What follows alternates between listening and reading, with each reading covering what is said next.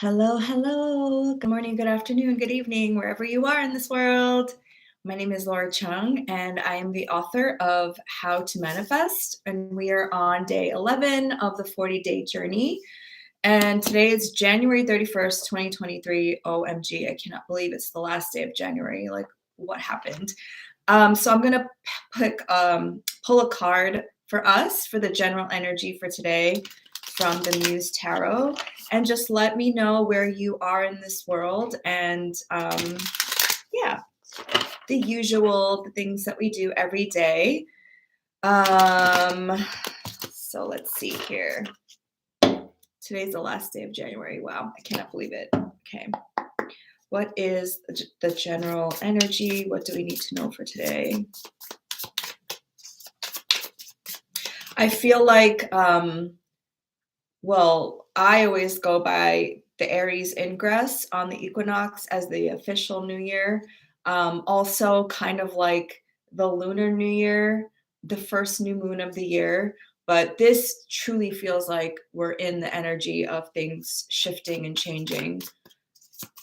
So if you have felt like things were stagnant or stuck for a little while, you're going to feel like things are moving forward now. All right, what is the general energy message for today? January 31st, 2022. Oh. Excuse me for a second. OMG, two major arcana cards came out. We have the World and the Lovers. Ooh, isn't this deck so pretty? This is the Muse Tarot. I love this tarot deck. Okay, well, making decisions, completion. So we are making our way towards the full moon in Leo on Sunday here in the United States, East Coast time, at 15 degrees of a Leo moon with the sun in Aquarius at 15 degrees. And I don't know, like I said, I don't know if you're feeling this energy, but I feel like, these energies have an exact moment on specific days. And on Sunday, I spoke about the Sun trine Mars and Mercury trine Uranus energy, but we're feeling that culminating, itchy nose, culminating until this full moon in Leo. And the moon went from a new moon to a full moon. So we're in the waxing phase. It's growing. There's more and more light. And if you go out in the middle of the day here in the Northeast, you can see the moon. And yesterday was a Gemini moon. Today it's going to move into, I believe it's going to move into Cancer either tonight or tomorrow. But we're making our way towards a full moon. Something's growing. So remember those intentions we set on the new moon in Aquarius, which was the first day of this journey and day one.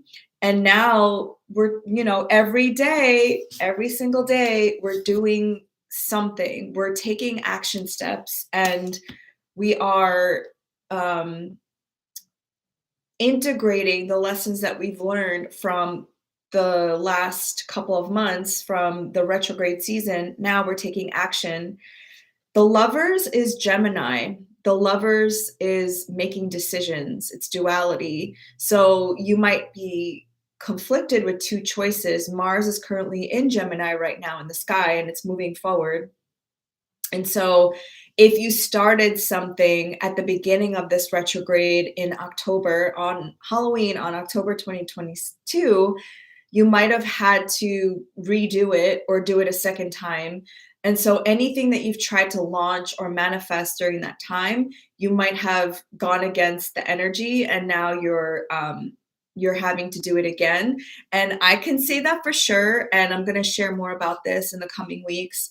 My friend and I tried to start something, and it definitely, we definitely had to scrap it. Well, first we had to stop it. And that was the day when Mars was stationing to go direct. And so everything was stopped and stalled. And then now we're like regrouping and we're starting it over again because we've learned certain lessons. So this is like making a decision. Are you going to scrap the things that you've started or the dreams that you started launching last year, or are you going to take the lessons and start over? Because Venus is like what we're attracted to, what we desire, but Mars is how we get it. Mars is how we take action steps towards it. And they are the cosmic lovers in the sky. And so the lovers really is asking us to make decisions based on love versus fear. And again, with no judgment, just ask yourself, when are those times that you make those decisions out of fear versus love? And I know for myself, I've made decisions based on scarcity and poverty consciousness and realizing that that's what I was doing and then had to like start over. But you live and you learn, and when you know better, you do better. And then the world is the last card in the major arcana, and it is all about completion and something manifesting. And I think a lot of us are completing a major cycle. And I've been saying this for like forever, but we have two aspects in the sky that are going to lead up to this full moon that are a little bit more spicy, a little salty. But whenever I teach my students about like salty aspects, and that specifically is going to be on February 3rd, so this week, Sun square Uranus.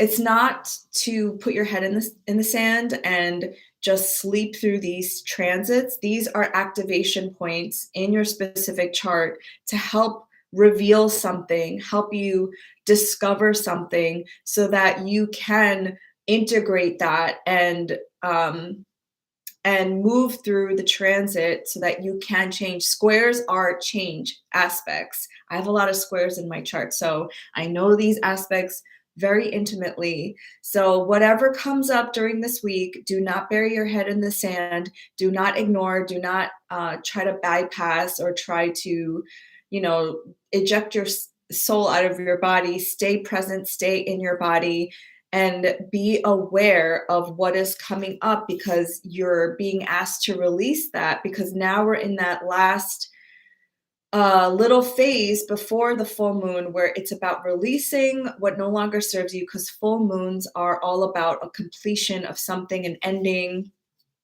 a manifestation of something.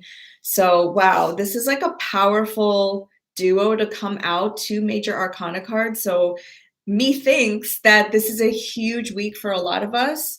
It's a huge week for us to like close down those chapters, start releasing and moving forward, which brings us to day 11, living in the present moment. And if you are at all a human being living in 2023, it's very difficult, very challenging to be living in the present moment because oftentimes we have our thoughts and emotions tied to the past, or we have anxiety for what's to come or the unknown from the future. So being present, being embodied is the goal, is always the goal.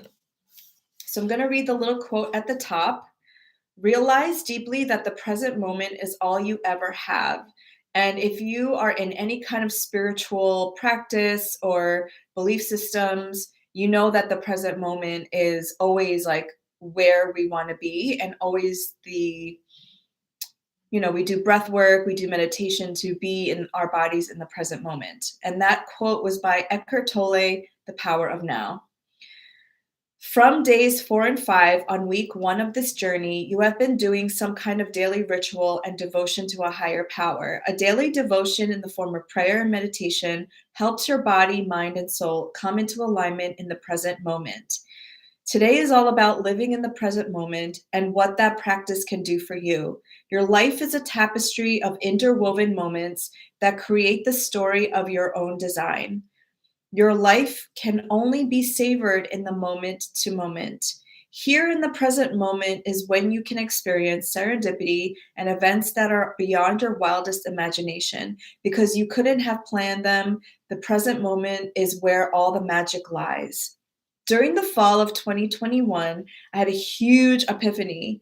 I realized I had manifested something that I'd been thinking about, but didn't realize was possible. This book. To get into the right headspace for manifesting, I had to get into my creative energy. I would take long stretches of time off from social media, and I was very mindful of what I was watching. I filled my mind with art, poetry, and nature. I would take myself out on dates, which is a practice I learned from Julia Cameron's The Artist's Way. I would reread my favorite books that got me believing in manifestation in the first place. Think of yourself as an energy bank. Notice your inputs and outputs and how they affect your mood, vitality, and energy levels.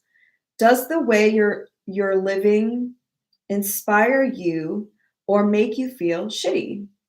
You've worked toward creating your reality by being in the present moment, which required you to cultivate radical acceptance of the present moment and take responsibility for your life. The next step is healing. We cannot move forward without being conscious of the present, and we can't be in the present if we keep looking back at the past. Tomorrow becomes now, and if we live in the past, it becomes our now instead. Time is not linear, it's all happening simultaneously. Our ego just perceives time as linear, and that's not a bad thing. We are humans living in this physical reality, and we need an organized way of thinking about our lives. But manifestation doesn't have to be years in the making. Everything is energy, it can happen now. When I worked at my corporate job, and I'm sure many of you can relate, I used to live for the weekends. All of my joy, excitement, and lust for life was reserved for the weekends. That meant that 5 days out of every 7 were never spent in the present moment. I also lived for the big milestones in my life, rushing past the present moment to get to that vacation or birthday or promotion. I was always planning, moving, and traveling to go somewhere else and never fully content with where I was in the moment. Like so many wanderers out there, 2020 made me still for the first time in my life and face all my feelings and thoughts. I didn't understand that a life worth living is made up of small moments in between the milestones. Whenever I got Whenever I get into a state of looking back or forward and not being in the present moment, I ask myself something that my friend Vanika asked me. What needs to happen or appear in your life right now to make you feel what you want to feel? What she was asking me was, what do I feel like I'm missing? It made me name the emotion I was feeling, which I now realize was scarcity. When I'm in the present moment, I can fully appreciate everything that I currently have. What you focus on expands, and part of manifesting is being grateful for what you already have, and which, side note, makes you into the receptive mode. If you're living in the past or projecting yourself into the future, you'll be living in scarcity.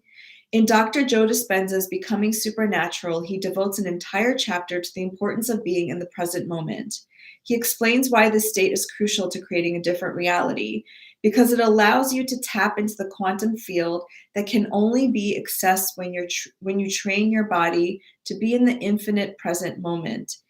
As he writes, every time you keep settling your body back into the present moment, like training a dog to sit, you are reconditioning your body to a new mind. The practice of being present is something that can and should be cultivated. It doesn't necessarily come naturally. Another great book to read is My Grandmother's Hands by Resma Menikim. And in that exercise, it's all about somatic healing. And we all have to do ancestral healing, no matter who you are. And there's so many practices in that book about being in your body and making your body know that it's safe. I really got this message when I watched the Pixar movie Soul. I don't know if any of you watched that, but it's a good one. Throughout the story, Joe Gardner goes through many obstacles to make his dream a reality. Joe tries to accomplish this in his human life and again when he has the chance in a reincarnated body. He has tunnel vision and believes playing at one particular jazz club is his ultimate goal. But when he finally accomplishes this, the happiness and fulfillment that he feels falls short of his expectations. He reflects back on his life and he realizes that the whole point of his existence was about experiencing each moment and building a friendship with 22, a soul in training. It is only when he feels fully in the present that he comes to this realization. You may be surprised by the realizations you'll have when you stop reaching for a goal in the future or searching through the remnants of the past for answers. So, the exercise for today is free your mind. Learning to be in the present can be a lengthy process.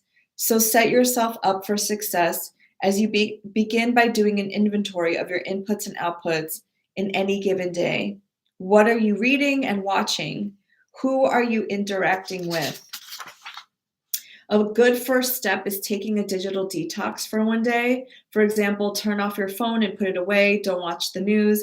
If you have the luxury, take the day off your laptop. The goal is to have little to no blue light exposure for one whole day.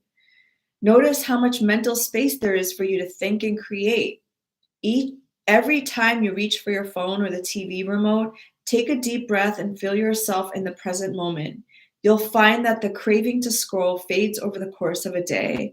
You may find it hard to believe, but give it a try.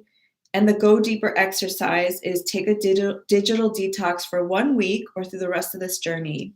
So whenever I'm like consciously manifesting, when like for example, when I'm on this journey, I won't look at my phone for like I haven't looked at my phone yet, like my social media or my emails, because for me it's really important to be grounded and in alignment with like my energy and not have my mind be, and this is all at the unconscious and subconscious level where your mind starts absorbing the things that you watch and you see. And there's like all studies about the effects of social media and also just being on your phone too much. So while you're on this journey, just try to do like 1 hour a day, just being on your phone. And I have like time controls on my phone about like how much time I spend. I think it's under like health and well-being under TikTok and Instagram that it gives you like a time limit. So when you like go above your time limit, it'll give you a warning. So I have that with TikTok and Instagram. And so I only try to spend an hour a day on social media, which like for a week is 7 hours, which an hour a day doesn't seem like that much time, but it is a lot of time when it's accumulated. And I'll spend more time like, I think it's called a dopamine detox too. Like when you're constantly on your social media and when you receive likes or views or whatever the case, that's like a dopamine rush, right? And so you start becoming addicted to that, and then that affects your mood, it affects your self-confidence. And so to the best of your ability, try to limit your usage and spend more time with long form content or spending more time outside, going on long walks, doing things that take more time to like slow down your nervous system, because also all of these things are super quick, like 15-second videos, 1-minute videos, these like snapshot reels, and like it gets our nervous system used to quick things, whereas in the reality of the situation is manifestation and creation takes time, and it doesn't happen all the time, because manifestation, which to me is just co-creation, it takes energy and time. So that's just something to take into consideration, because we live in an immediate fixed like society where we want something and it's like on demand, we need it right away. But that's not how nature works, and nature cannot sustain that kind of consumption from us. We need to be mindful of like taking time and allowing things to die and allowing things to decompose and decompress and compost and being rebirthed. So this is what sinking back into nature, which is tomorrow's lesson, day 12, is rewilding, which is another one of my favorite topics to talk about. Like being in sync with nature helps us to manifest because it helps us to manifest from a place that is more grounded and also can take root, and not just these like quick viral moments, these quick fixes, these quick like schemes that don't aren't sustainable. Like it's not like I always ask people after they've manifested something, like, how do you feel? And 9 times out of 10, they don't feel like the feeling that they were trying to manifest, because again, manifestation, the things, the people, whatever it is, are vehicles, are tools for the state of being that you're manifesting. So the more you can tap into that energy, tap into that being now, those feelings, being in alignment with that energy, the more when the thing comes in, you'll be grateful and you'll be excited and you'll enjoy the manifestation instead of like manifesting crazily and like I want to manifest $10,000, and then you get the $10,000 and you don't feel safety and security because you thought that that's what it would give you, and so you want more because when you don't fill that void within yourself, you're never going to feel wealthy, you're never going to feel abundant. So it's best to do that work now so that when the $10,000 comes in, you feel safety, you feel security, you feel freedom, whatever it is that you believe that money will give you. Same thing with a soulmate or a love or a partnership. Oftentimes, people will try to find that love outside of themselves through a partner, but then it's like, oh, I manifested my person, but I still don't feel love. I still don't feel anything that I thought this person would give me. If not, it's more challenging because, being in a relationship is literally like, I believe every relationship is to grow your soul. And like so I don't like it when people say you manifest toxicity or you manifest toxic relationships. I don't believe in that at all. I believe that people come into our life to, if they are toxic or if they're negative or whatever the case, to finally stand up for ourselves and break the patterns. I don't believe we manifest like karmic relationships. I believe they come into our lives so that we finally learn the lesson to stand up for ourselves, to break the pattern, and to ask more for ourselves and to build confidence. So I think relationships are the ultimate soul growth.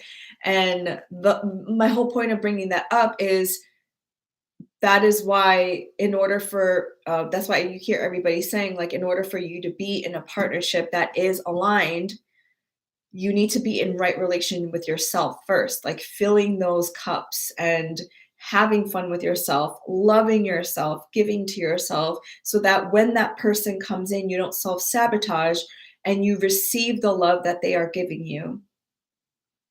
Okay, so this is like a huge week. It's a huge transformative week. And tomorrow is day 12, and I send you nothing but love.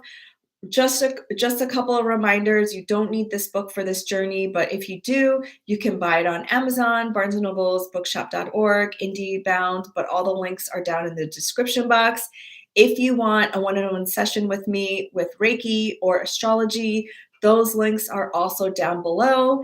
And please like and share this video so that other people can search it. I'm offering this 40-day challenge, not challenge, this 40-day journey for free here on YouTube because I want to help people.